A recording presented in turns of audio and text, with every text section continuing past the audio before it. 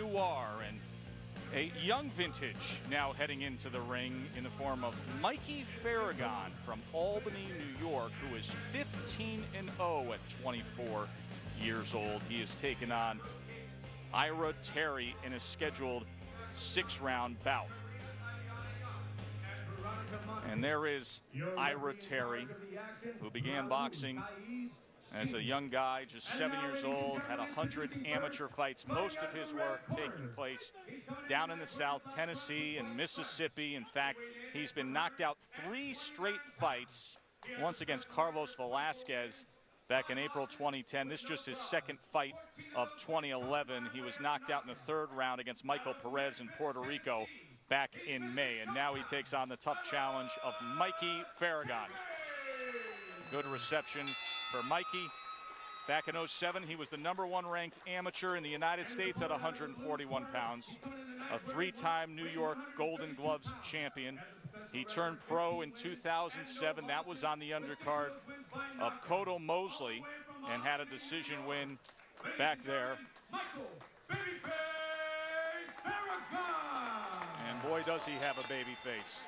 5'9", 134 3/4 pounds, and a 15-0 record for Mikey Faragon. Raul Caiz Sr., the referee. You're fine. Both your trunks are again high. Shake hands. Good luck to both of you guys. So a little TV exposure time for Mikey Faragon, as our first fight was truncated. We had that bad clash of heads, and Cristobal Cruz and Art Hovhannissian went to a technical decision split draw. Truncated, good word. Joe Tessitore and Sergio Mora ringside. Sergio is filling in for Teddy Atlas. Teddy in Russia, training his heavyweight, Alexander Povetkin.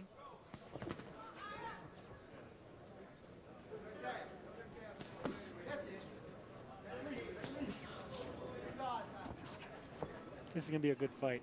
I could tell already. What do you see this early in a fight when you have that learned eye? 30 seconds into a fight, you can say the styles match up. Styles match up really good. I could see it already. The counter punching, the way they're moving their feet, the distance they have. They're kind of similar in a way. I think obviously Babyface is undefeated, but Ira Terry has a lot of experience, but they're throwing similar punches. They have similar stance. This is going to be a good fight.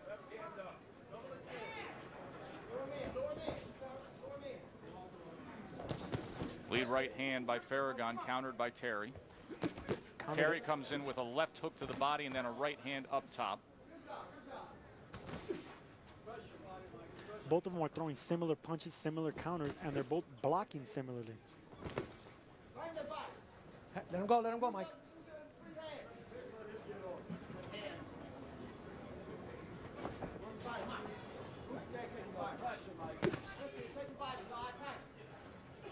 I've never liked fighters that jump in with body shots. I think that's the only flaw I see so far from Terry. When you're opposite a guy who consistently does that, what are you thinking? How are you thinking of creating an opportunity for yourself? Well, when he jumps in with a body shot, it's just not effective. I mean, it's rarely effective. And you can easily counter somebody with his hands down because you're aiming lower. I mean, if you're jumping into the head, that's different because you got to put your hands up to block. But when you're just blocking your body, you can just easily come up with uppercuts or hooks. Terry showing that jab there against Faragon. Faragon now steps in a little closer and fires off. We said this was going to be a test for Faragon, and it is going to be a test. Maybe not physically, but mentally. I could see these fighters thinking a lot. Like I said, they're similar. They're throwing similar punches, similar jabs. They're fearing the same punches. Once they let go, they're already worried about what's coming back. And that's a sign of intelligence and not recklessness. Faragon testing that belt line as Terry tried to get out of the way, and then he blocks that right hand, able to parry away that assault. Terry touches him with the jab. Faragon a little more the aggressor here in the last 30 seconds of round number 1. Our 6-round lightweight swing bout. Ira Terry, Mikey Faragon. Stay with us. Stop. Tim Coleman, Vernon Paris coming up in our main event. Jaime Mota standing by with the 24-0 Vernon Paris. Vernon, all the trash talking been done. Time to get down to business. What do you need to do to take care of Tim Coleman like you say you're going to do? Well, I'm just going to go out there and stick to the game plan, use my jab, use my speed, my footwork, my defense. You know, like I said, move to my right, stay away from his right hand, and, you know, throw punches, use my jab, and just show him that I'm just a way better fighter than he is. How have things changed in the last 3 days since you found out that Floyd Mayweather Sr. was not going to be in your corner? Well, it's not that I didn't know this before. It was already, you know, thought that we wasn't going to really, that he might be in my corner or he might not be in my corner. Really, we just came out here to get some new kind of training and learn some new things, which is exactly what we did. All right, well, good luck tonight. Back to you.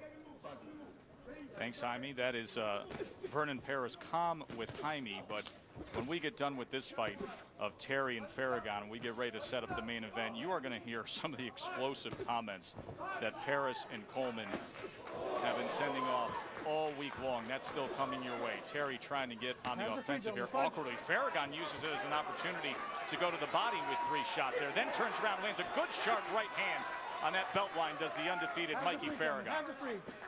Pick him up, pick him up.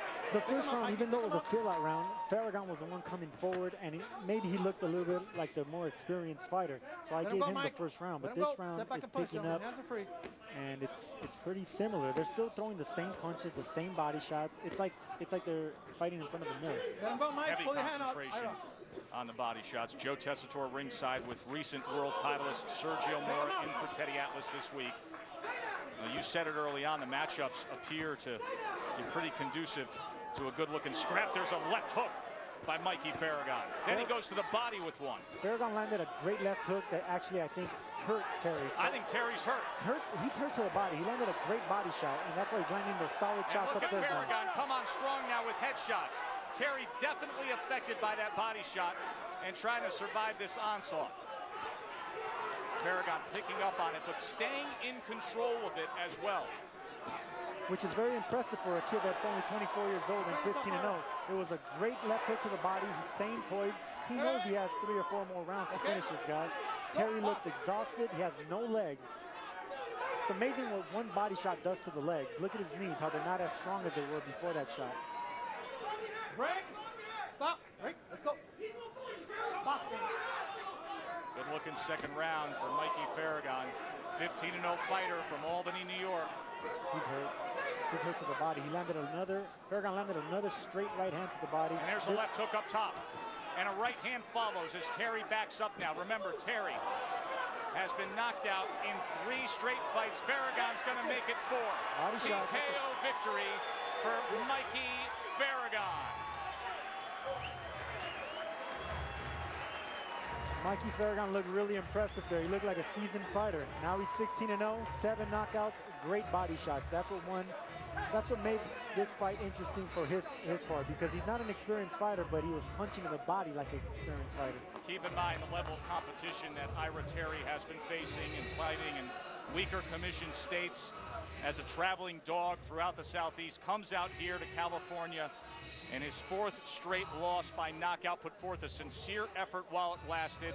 It was a good-looking scrap, and then Faragon took advantage. The more skilled, the better athlete. He comes up with the win. What do you like about Faragon as we take a look back at how he closed the show here? Well, first of all, I like the fact that he's a good-looking kid. The baby face assassin. He's throwing great body shots, solid left hooks. They were throwing the same punches, but once he landed that left hook, Terry's legs just gave out. They got a little buckly, and right there you could see him hurting and flinching. And here's the end of the fight, Joe, where he lands just a solid shots upstairs, a right hand followed by a left hook, and it was a body shot, I believe, that caught his attention again. There it is. See, it was a body shot, a right, a left, and then a right. Those shots to the solar plexus and the liver really get you. Let me educate you a little bit, my friend from Southern California, on the fine Hudson Valley tradition of boxing of upstate New York, an area that has produced Dave Ziglowitz and Kevin Rooney and Shannon Miller and Joel Scott, Verno Phillips, and one Michael Gerard Tyson, as well as Teddy Atlas and Joe Tessitore. Now comes Mikey Faragon. I see where you were going. I see where you were going with this one, Joe. But we got Oscar De La Hoya and Sergio the Latin Snake. Yeah, we're not going to trade resumes anytime, but a little pride for the 518 area code. Mikey Faragon, now 16-0 with 7 knockouts. For the official particulars, we send it up to the ring to Donald DeNoyer. Ladies and gentlemen, at 2 minutes and 32 seconds of the second round, referee Raul Caiz Sr. has stopped this bout. Your winner by TKO and still undefeated, Michael Babyface Faragon. Our main event is coming up next, and it is a good one. Tim Coleman and Vernon Paris. You have never heard trash talk quite like this. Perhaps the biggest grudge match in pre-fight interviews we can ever record. Mikey Faragon applied the pressure in round number 2, gets himself the win. Our main event coming up, but first another visit with Jonathan Coachman in the Friday Night Fight studio.